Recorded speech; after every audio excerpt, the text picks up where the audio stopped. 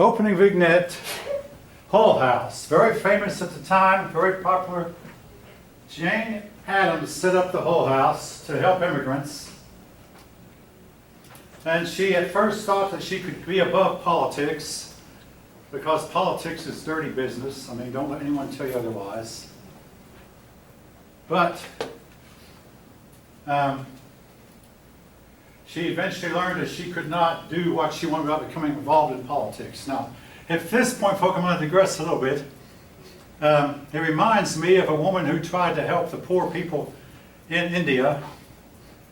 And she thought that, hey, she'd have had to help the poor by remaining poor herself. And she finally realized that the only way she could help the poor was by becoming rich.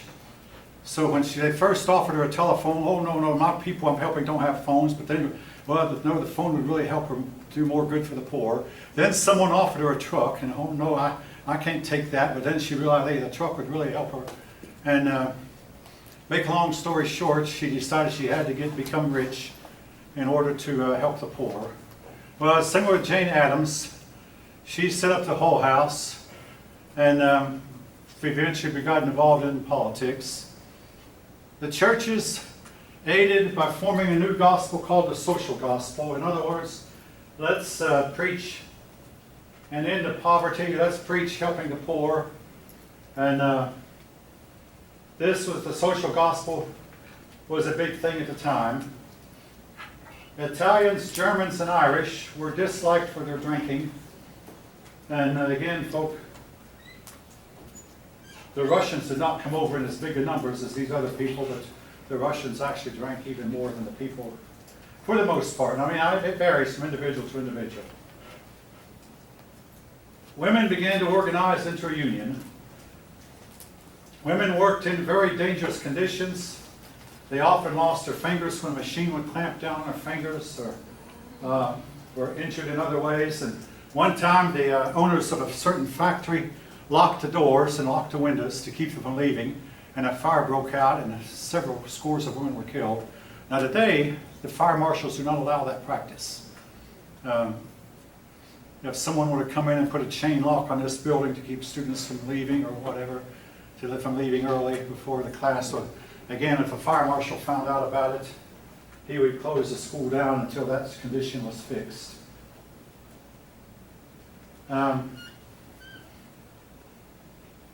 The Supreme Court ruled that women could only work 10 hours per day.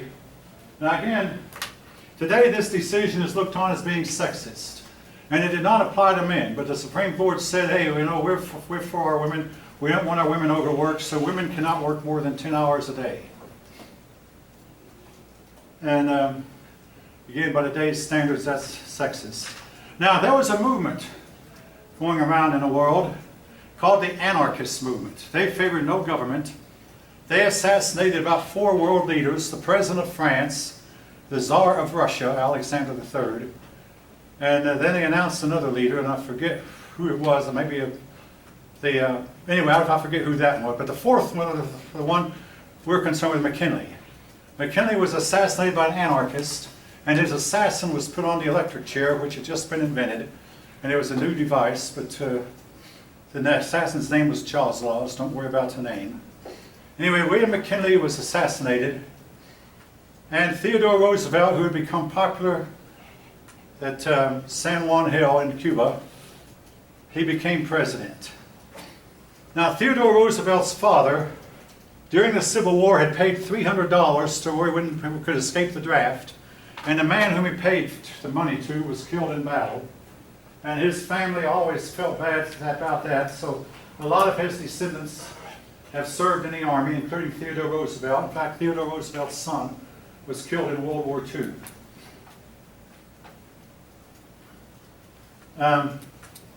To this day, Theodore Roosevelt is the youngest man to assume the office, younger even than John Kennedy.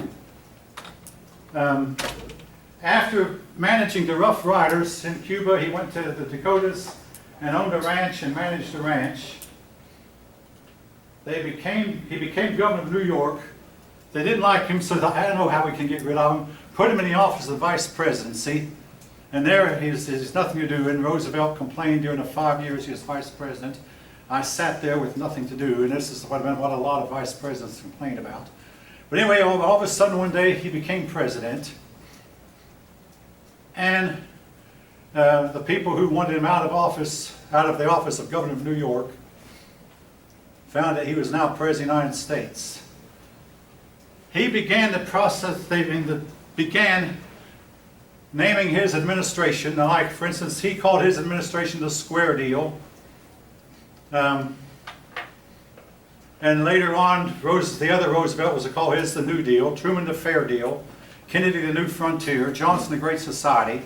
These men would name their administrations. Today, presidents don't tend to do that. But he said, I'm fighting for a square deal for everyone. He called his office the bully pulpit, meaning I'm going to use all the power of my office to get what I want. Using the Sherman Antitrust Act and other laws, he began to prosecute trust, and he became known as a trust buster. Actually, if you count the number of trusts he successfully prosecuted, there's only about 3 or 4. Nevertheless, he began to prosecute the big trust, got the nickname of Trust Buster. The next president after him, William Howard Taft, prosecuted even more trust than him. The first trust that was broken up was the large railroad company, the Northern Securities. The Supreme Court, now the Supreme Court does not like to reverse itself, but nevertheless they sensed the mood of the country, so they began to, when the Northern Securities and other trusts took the cases to it, the Supreme Court partially reversed itself, and they no longer made decisions that undermined the Sherman Antitrust Act. Now, muckrakers.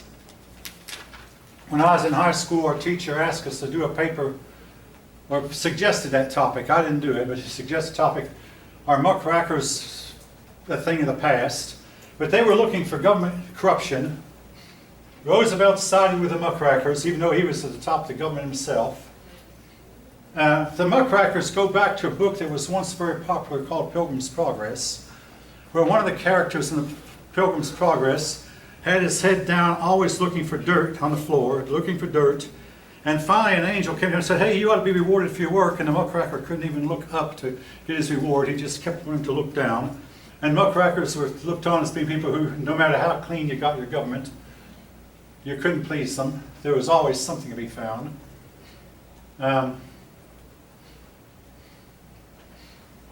Pure Food and Drug Act was passed, and that law is still in the books, that food has to be at a certain standard in order to be sold.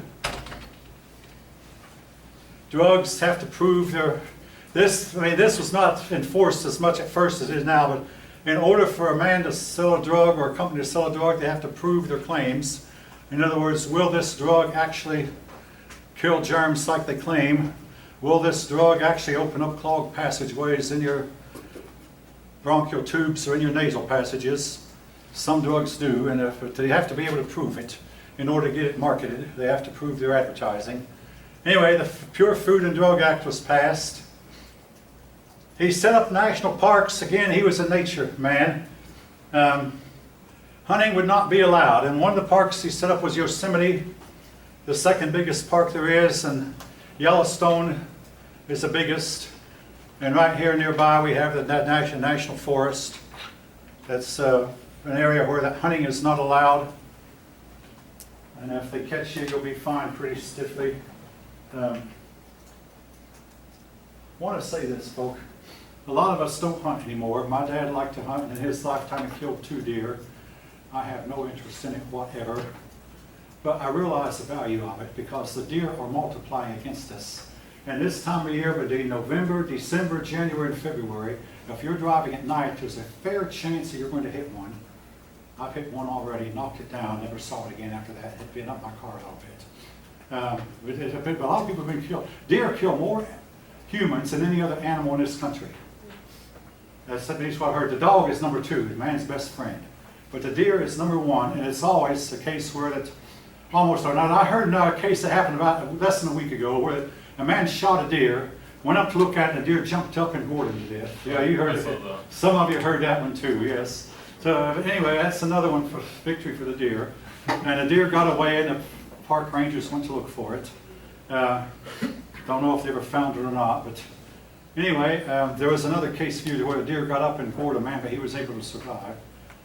Again, my dad was always taught us, be careful when you're approaching a deer you think he's dead. He's not always dead.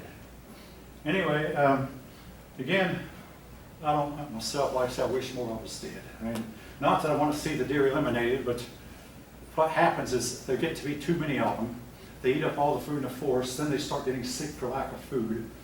And and then the disease spreads and eventually can affect humans. So, and they don't have that many natural, well, they have coyotes are their enemies sometimes, but nothing like man. Yes? That's what's happening with the wild pig population? The wild population is taking over. Yeah. Yeah. My wife works part-time for the Atlanta Journal-Constitution. She wrote an article about coyotes recently, and I dread the day when I see one. I mean, I have a couple of guns around my house, but I don't want to tangle with them. I mean, I really, honestly don't. Yeah, pretty crazy. I had a dog, but after 17 years, he died, and I never got another one. I do have 3 cats that I support. All right, even that's somewhat personal. Now, he's famous for the motto, speak softly, but carry a big stick. Charles Schulz in his Peanuts cartoon modified it with speak softly, but carry a beagle. His beagle hound was what would fight for him if he got into a fight. But anyway, speak softly, but carry a big stick. Now, he decided that the United States had the right to intervene in any Latin American country that got out of hand. Now, folks, I have permission from my 2 sisters to tell this. All right. When I was 18 years old, my 2 younger sisters, ages 10 and 8, got into a fight.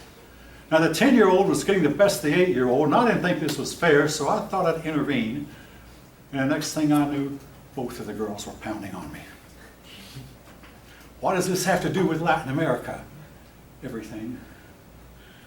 This is typically what has happened in the United States when we've intervened, whether it be Latin America or the Middle East. We wind up getting everybody against us. Osama bin Laden was once our friend, folk. I see one person nodding your head, you've heard this before, yes. Again, like I said, in my case, the older one started pounding on me because I was intervening. Then the younger one joined in.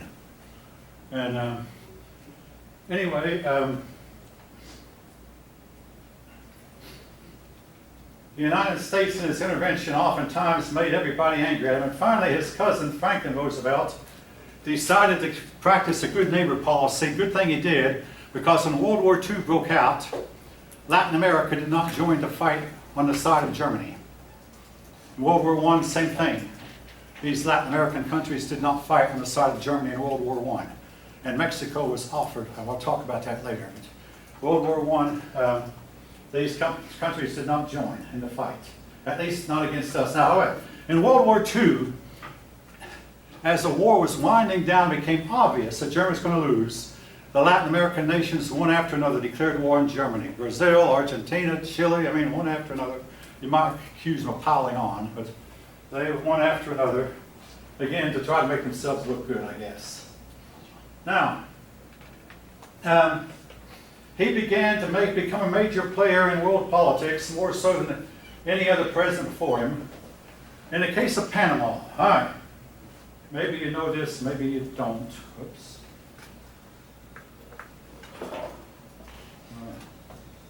More to try.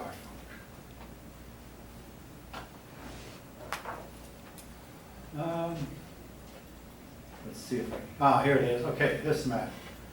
Again, now, Panama, if you look on a map, this is a very narrow strip of land, but it's mountainous. You could not build a wide, deep ditch here. I mean, you had to get over. So what we wanted a shortcut route to get from the Atlantic to the Pacific by ship. And so going around South America was a long, long, dangerous journey. But going around through Panama would cut off a lot of that. To do that, they built locks. Now, essentially, a lock is, let's say you have the Atlantic Ocean here, the Pacific Ocean here, and a bunch of mountains here. Well, what they do is you'd go, if the ship would enter here, then this lock would close, and the water would be elevated to where it could get the ship into the next level. Then this lock would close, and the water would be elevated again to get the ship to this level. And then on its way down, the ship would pass through other locks that would eventually get the ship to the level of the Pacific Ocean. Now, unlike the Suez Canal, which is just a wide, deep ditch, the Panama Canal involved crossing mountains. It was difficult because yellow fever broke out. It was about this time that an army doctor named Walter Reed, proved that yellow fever was caused by mosquitoes, or spread by mosquitoes. Better not say caused, but if yellow fever was spread by mosquitoes. And they found ways to get rid of the mosquitoes. One way was to get the water agitated and bubbling up. That takes care of them. Another way was to put oil on top of the water, and the mosquitoes cannot breed in water that's covered with a thin layer of oil. And folk, I recently read at Disney World, uses garlic that humans can't smell, but it's a thin layer of garlic that they spread throughout the park, and the mosquitoes can't stand it. I mean, look that up for yourself. But anyway, they managed to get rid of the mosquitoes by whatever means they could. Then they built a canal. The problem was the area of Panama was owned by Colombia. Colombia is right here. The Colombian government would not agree to let us build. The Panamanian people revolted. Roosevelt sent in a fifth column, I'd say, to take the canal, basically, and bragged later, I took Panama. Not everybody liked Roosevelt's actions, and years later, Colombia received $25 million damages from the United States. It's called conscience money, like we did with Mexico. But essentially, I'm not going to pull any punches or cover it up. We stole Panama from Colombia. Is there a nicer way to put that? If there is, quite honestly, I don't know it. For the first time in history, Roosevelt mediated a labor dispute. And I recall when I was a child and there were strikes, Eisenhower said once, I'm going to settle the strike. The strike lasted 100 days, and the stores were running out of things on the shelf, and it was becoming a terrible time. So he mediated a labor dispute without sending troops in, didn't take sides. He served for 7 years. 3 years he finished out McKinley's term. Then he was elected on his own and served for a total of 7 years. Then he had a buddy, big man named William Howard Taft. And again, if you're in Ohio and you've heard that name Taft, Taft's descendants tried a couple of times to run for president, the most recent time being 1952, when Taft's son tried to run for president against Eisenhower and lost. But anyway, when Taft took over, Taft's mother said to him, you just don't know what you're getting into. This job is not going to be easy. Roosevelt told Taft, now listen, leave the tariff issue alone. You can't win on it. Just don't bother with the tariff. Instead, he handled it very clumsily. He sent the tariff bill in, if he'd have stuck with it. But instead, all right, here's the thing about any bill you send to Congress, even if you're president. This congressman wants to attach this to it. That congressman wants to change that. This congressman wants to change something else. And the tariff bill that came back to him was nothing at all like the one he'd sent. By all rights, he should have vetoed it. But he said, no, this tariff bill was worked out by a legislative process. It's the best tariff that ever was, by all accounts. I mean, every book I've read said it was the worst tariff we'd ever had.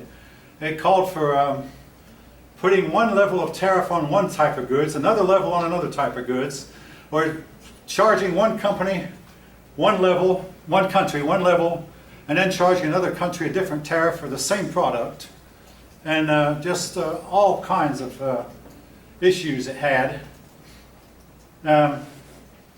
He was never called the trust buster, even though he prosecuted more trusts than Roosevelt did, but he's not often given credit for it.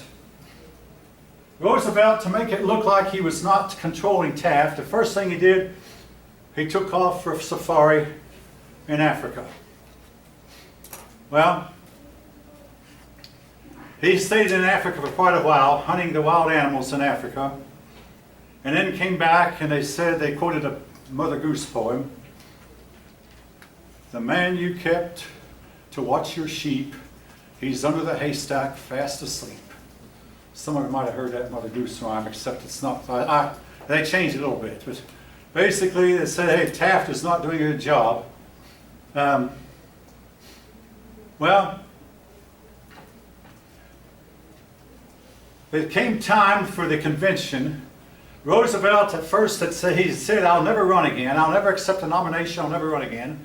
But then he didn't like the way Taft was running the country, so he decided he was going to accept a nomination and run.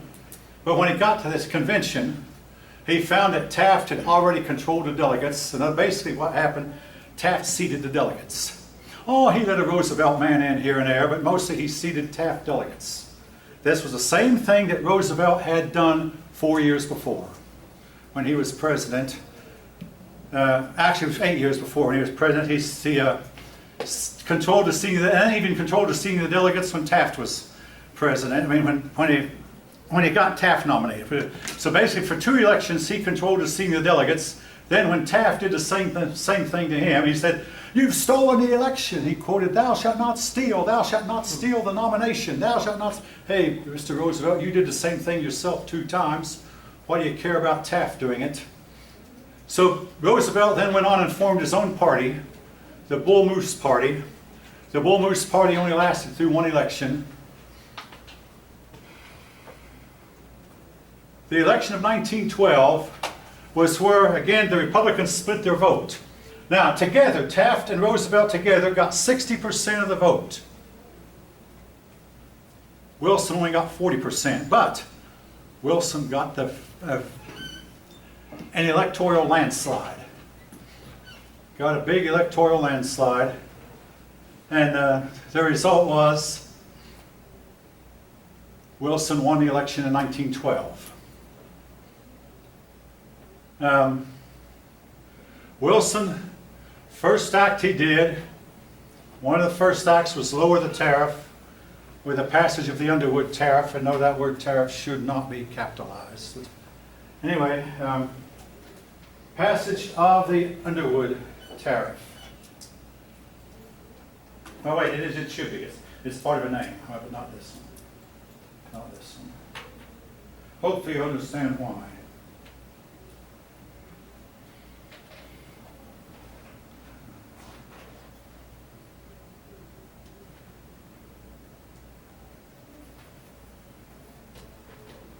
Okay. All right.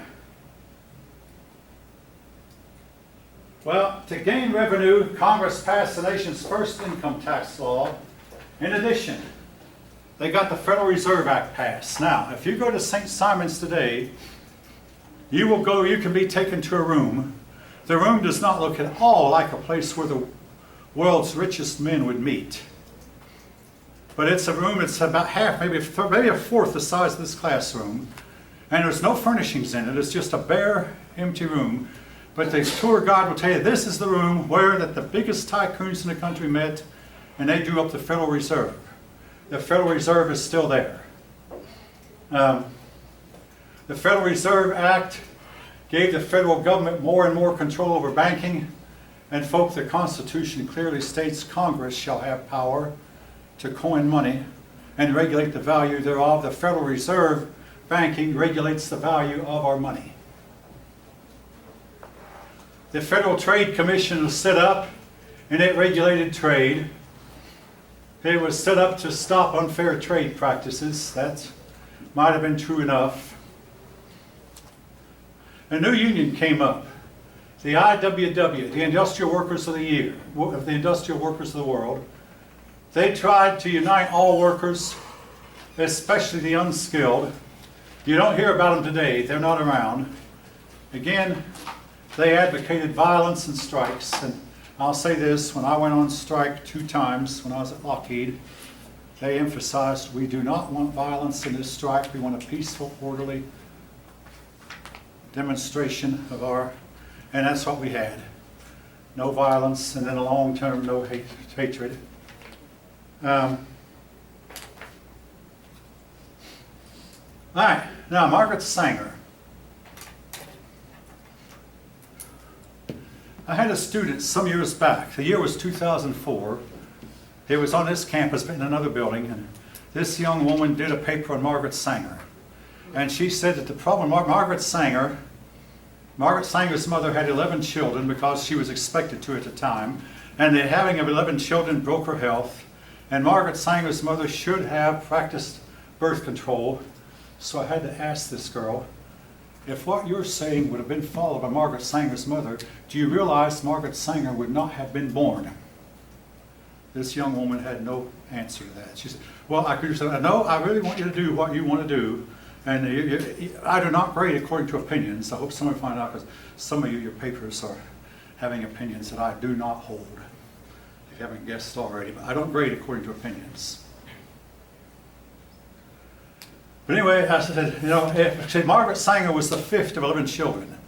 If Margaret Sanger's mother would only have had 2 children, or 3, even 4, Margaret Sanger herself would not have been born. Now, what you might, when Margaret Sanger advocated birth control, she used the post office to get her message across to the poor people how to do birth control. This was illegal at the time, so Margaret Sanger fled for a while to Europe, I believe to Great Britain, where her views were more openly accepted. Then she came back to the United States. Now, folks, this is where it really gets ugly. She eventually embraced eugenics. The practice of eugenics was still going on when I was younger than you people are now. Essentially, you don't allow the ignorant or the very poor to reproduce, because the very poor are very poor because of their own ignorance. Now, where would be some soap? I need to wash my mouth out, having said that.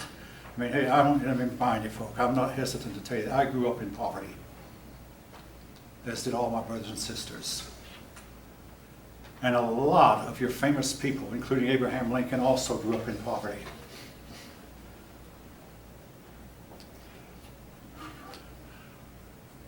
She eventually began to advocate sterilizing people because of their race, including blacks.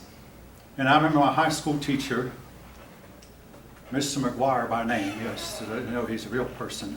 He said, I know this, he was a Kentuckian. I mean, I was born in Kentucky myself. Yeah, I know this couple in Kentucky, they'll never have children no matter how hard they try. They had been sterilized and they didn't know it. But other people around them did know about it. It said the two of them together don't even have an IQ of 75. To me, this does not justify the sterilization. But she also believed that only the white man should be allowed to reproduce, and that black people should be sterilized. Adolf Hitler copied this. Well, now again, if you want to look at it, this is in the record. And, all right. Woodrow Wilson was a strong racist who believed strongly in racial segregation. Now, Woodrow Wilson was a Georgian. And I believe he was the first pure Southerner, except since Andrew Johnson, to be elected to the presidency. But he was a Southerner all the way. And he had a home right here, somewhere nearby here, just a few miles from here, where his mother grew up. But yeah, something else about Woodrow Wilson. He was a very devout Christian, but he was an evolutionist also. And I had a student ask me, how can a person believe in both Christianity and evolution? I said, a lot of people think they can manage. Woodrow Wilson believed that the worst form of government was the divine right monarchy. Next above that was the democracy. But the next form of government would be socialism. And to get to a socialistic society, we would use the courts and make sure that only socialist people, liberal leftist people, were appointed to the Supreme Court, which are all courts on all levels. Because he said the courts are the weakest part of our government, and they're the easiest to gain control. Even though it takes time, you have to wait till there's a vacancy. But get control of the courts and get judges on the courts that you know are going to promote socialism, leftism, and liberalism. And this was what he did.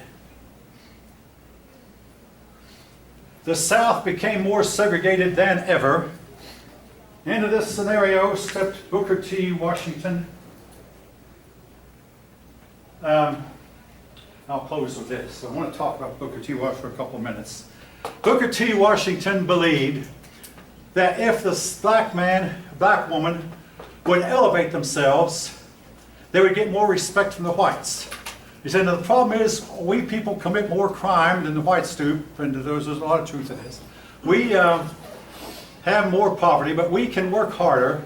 He also advocated that black people take a bath every day. I mean, anyway, he said, if we better ourselves, the white man will respect us more. Now, folk, this may sound great at first, and I respect his opinions, but I want to remind you, particularly you women, if you ever find yourself in a relationship with a wife beater, most wives who are beat by their husbands think, if I can do a little bit better, he won't beat me anymore. Don't think that. The thing to do the first time it happens, get out. Get out of the relationship. Leave. I've told my wife, if I ever hit you, leave. I've told her that. I have never struck. Now, I've been told that a man who doesn't beat his wife will beat himself. Yes, I've beaten myself many a time. Mentally, emotionally, not physically. There's some times when things happen in a marriage that make you really, really upset and angry. But beating is not the solution. Beating is part of the problem. But anyway, Booker T. Washington did not realize that no amount of cleaning up that the blacks did, no amount of better behavior did would ever get the white man to respect them. So in that regard, he was largely wrong. All right. Big race riot occurred in 1906. Most of you probably never heard of it. Occurred right here. Everybody have a good weekend.